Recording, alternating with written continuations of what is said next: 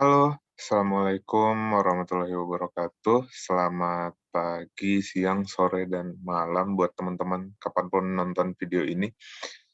Semoga kita masih dalam keadaan yang sehat dan selalu diberikan kesehatan oleh yang di atas sana.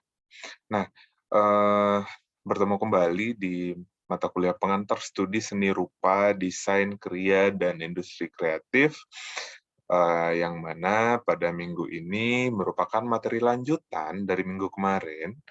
Minggu ini kita akan membahas mengenai visual pada masa transisi dan modern.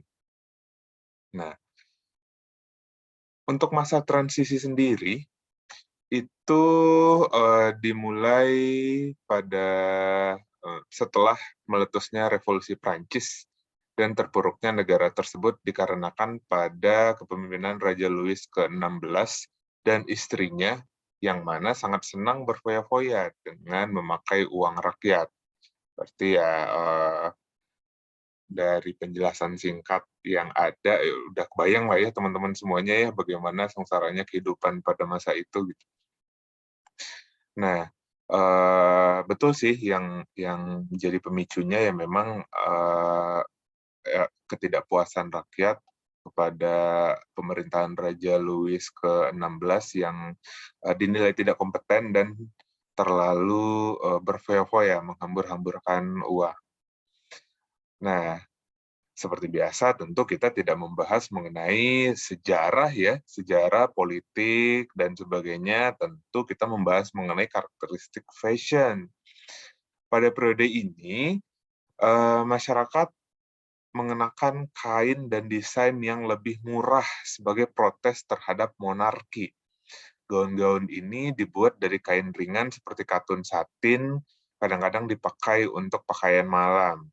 Jadi ya, benar-benar sebuah apa ya, sebuah, keadaan yang bertolak belakang sih sebenarnya, yang mana para elit kaya terutama raja pakai pakaian dengan material yang mahal, terus, masyarakatnya sendiri ya, dalam tanda kutip sengaja gitu ya, sengaja menampilkan kesederhanaan sebagai bentuk perlawanan gitu, dengan mengenakan, desain-desain yang sederhana, yang lebih murah, terus juga kainnya ya kain yang, ya dalam tanda kutip biasa aja sih gitu, yang ringan, tidak tidak, glamor dan sebagainya.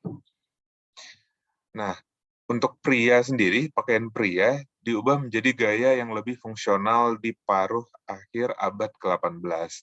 Secara keseluruhan, celana menjadi lebih panjang, kan, biasanya dulu zaman zaman dulu tuh celana hanya sampai lutut. Celana pada masa ini jadi lebih panjang dan, mantelnya itu menjadi ketat. Mantel dipotong di depan dengan potongan ekor di belakang. Jadi panjang gitu loh teman-teman maksudnya. Dan memiliki kerah tinggi. Panjang rompi menjadi pendek dan berbentuk persegi di bagian bawah. Lengan rompi itu dilepas. Kemeja, kemeja muslin putih sangat populer dibungkus dengan dasi yang diikat dengan berbagai mode. Jadi variasinya, ya dasi termasuk salah satu, variasi bagi pria pada zaman tersebut. Masuk ke masa modern, itu ditandai dengan, revolusi industri sih. Karena, orientasi orientasi pada saat itu ya udah gimana caranya produksinya massal gitu loh. Abad ke-19 atau ke 1800-an ditandai dengan perubahan banyak negara maju dari masyarakat agraris berbasis pertanian beralih ke masyarakat berbasis pabrik yang berfokus pada produksi massal. Ya, yang mana, para ya memang ditandai pada, ya memang ditandai dengan ini ya teman-teman, dengan revolusi industri, yang mana ya, apa ya, kalau dulu sebelum adanya revolusi industri kan, pengerjaan suatu desain, suatu suatu project lah atau apapun namanya, itu manual. Kebayang dong lama waktunya gitu loh. Nah, dengan adanya revolusi industri ini, yang mana sudah fokusnya ke produksi massal, itu bisa menghemat waktu pengerjaan. Jadi lebih efektif, jauh lebih efektif. Perubahan cepat yang dibawa ke industri tekstil selama abad tersebut menciptakan persaingan besar antara produsen tekstil terbesar dunia, Inggris, dan Prancis. Nah, Prancis membuat sutra mewah terbaik selama era tersebut, yang mereka gunakan untuk membuat pakaian dan perabotan. Jadi, arah-arah dari, bukan arah juga sih ya, maksudnya kayak, eee, tipenya mungkin ya, tipe tipe atau, genre mungkin ya teman-teman semuanya, itu memang lebih ke arah glamor dan elegan gitu sih kalau di Prancis. Jadi ya memang mereka, memperhatikan materialnya dan detailnya dengan sangat baik. Nah, fashion pada tahun 1910 sangatlah unik. Siluetnya mempertahankan sebagian besar gaya era sebelumnya, tetapi dengan bentuk yang disederhanakan. Perang Dunia I memiliki dampak yang sangat besar dalam kehidupan sehari-hari individu dan keluarga, termasuk pada apa yang mereka kenakan. Nah, hal ini terjadi karena pada Perang Dunia I itu kan otomatis memakan biaya yang sangat-sangat banyak gitu loh. Nah, hal ini berpengaruh kepada segala segala sektor, termasuk, sektor, tekstil dan sebagainya. Nah, kalau untuk, eee, kalau untuk sektor, fashion sendiri, tekstil, fashion, dan kawan-kawannya, itu, berpengaruh ke keterbatasan material. Nah, jadi ya mereka memang dalam tanda kutip sih, mengupayakan dari yang ada, jadi ya, jatuhnya ya memang, eee, sederhana banget sih apa yang mereka kenakan zaman dulu gitu. Ya situasi yang mereka hadapi sih seperti itu. Jadi ya mereka mereka, bertahan dengan apa yang mereka punya saat itu, makanya bentuknya sangat sederhana sekali. Nah, tahun 1920-an, sampai 1930-an, mohon maaf typo ya teman-teman, mewakili era perubahan dan pertumbuhan. Dekade ini adalah salah satu pembelajaran dan eksplorasi Amerika telah menjadi kekuatan dunia dan tidak lagi dianggap hanya sebagai bekas jajahan Inggris. Budaya Amerika seperti buku, film, teater Broadway, dan mode sekarang telah diekspor ke seluruh dunia. Nah, perubahan kehidupan dimulai pada 1950-an. Budaya anak muda, ibu rumah tangga, ikon Hollywood, mmm, itu, kalau berbicara mengenai tren tersebut adalah keseimbangan antara keanggunan dan energi. Fokus mode pada tahun 1950-an adalah peran wanita di masyarakat. Korset pun kembali, bentuk tubuh wanita menjadi fokus dari industri fashion. Beberapa orang mengira ini adalah reaksi feminis yang menyambut gaya lama untuk kembali. Nah, untuk tahun 1960 sampai 1970 adalah masa di mana kebangkitan kembali Eropa dan Amerika Serikat pasca Perang Dunia Kedua. Di era ini 1960 sampai 1970 itu ditandai dengan rock and roll Hall of Fame gitu loh. Yang mana fashion pada era ini masih sangat terpengaruh dengan era peralihan di Perang Dunia Kedua sih sebenarnya mah ya. Anak muda anak muda lebih peka terhadap kebebasan berekspresi dan mengenakan fashion sebagai statement, sebagai positioning diri di mata masyarakat atau kelompok-kelompok tertentu. Fashion di era ini terbentuk dari kejenuhan dan budaya anak-anak muda dalam merespon kondisi ekonomi dan politik.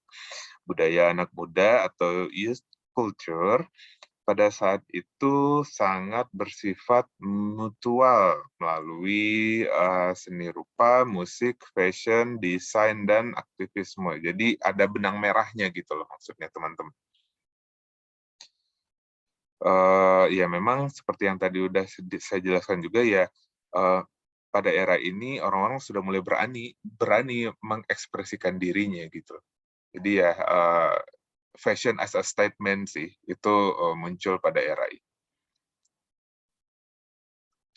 Nah, terjadi banyak aksi protes dari beberapa kalangan masyarakat, di antaranya kalangan remaja, ras kulit hitam, dan perempuan hingga menciptakan movement. Remaja mendominasi sebagian populasi hingga tercipta subculture dan counterculture yang menentang mainstream culture. Maksudnya di sini tuh adalah ya mainstream culture-nya seperti kebijakan-kebijakan pemerintah mungkin ya kalau bahasa simpelnya gitu. Subculture atau counterculture-nya berarti ya kayak ini kayak teman-teman hippie. Karena kan mereka memang mengusung misi kedamaian yang menentang perang pada saat itu. Beberapa tokoh counter seperti model, fotografer, desainer, artis, musisi, aktor, hingga tokoh politik berperan besar dalam menciptakan tren fashion di masa ini. Ya, seperti yang teman-teman ketahui, siapa sih yang tidak kenal The Beatles, terus juga ya pokoknya banyak lah, banyak pada saat itu yang memang menyuarakan tentang perdamaian. Nah, berbicara mengenai HIPI sendiri, itu suatu gerakan untuk merespon dampak invasi Amerika ke Vietnam, atau sebuah aksi perdamaian sih ya pada pada intinya mah. Dari HIPI sendiri akhirnya menciptakan budaya-budaya baru mulai dari psychedelic, bohemian, Woodstock, yang kesemuanya sangat mempengaruhi cara berpakaian anak muda saat itu. Eee, mulai dari, eee, mulai dari do it yourself style-nya atau tie-dye atau pemilihan warna-warna yang sangat-sangat berani. Culture hippies tergantikan dengan gebrakan dari punk culture. Bergesernya culture membuat berubahnya tren fashion, bunga, dan simbol peace berganti dengan logo anarki atau swastika. Nah, kalau kalau punk culture sendiri, itu sebenarnya mah, punk itu merespon kejenuhan terhadap sistem monarki, khususnya di Inggris. Dari punk muncullah etos, DIY, anti kemapanan, musik, keras atau protes, budaya, desain, atau cetak media sendiri ya teman-teman. Dan punk menunjukkannya di jalan sebagai awareness dan ancaman terhadap kaum elit dan pemerintah. By the way, ini punk yang dimaksud dia bukan punk-punk anak punk di pinggir jalan ya. Ya itu mah, saya juga nggak berani menyebutnya juga sih teman-teman. Yang jelas punk yang dimaksud di sini ya memang, sebuah sebuah, lebih ke movement sih kalau menurut saya selain style-nya ya. Selain style ada juga movement-nya gitu. Nah, yang berjasa dalam hal ini adalah Vivienne Westwood dan Malcolm McLaren, itu, pendiri Clothing Sachs di Inggris, nanti teman-teman bisa bisa googling sendiri. Beberapa ciri khas dari fashion punk yaitu, rambut warna, dyed hair, terus juga DIY shirt, boots, rantai piercing, crossover makeup, dan biker jacket. Nah, sekian dulu materi minggu ini dari saya, semoga bisa dimengerti. Kalau memang masih ada yang ingin ditanyakan, silakan tinggalin komen aja di bawah. Selamat pagi, siang, sore, malam, teman-teman semuanya. Assalamualaikum warahmatullahi wabarakatuh. Tetap sehat.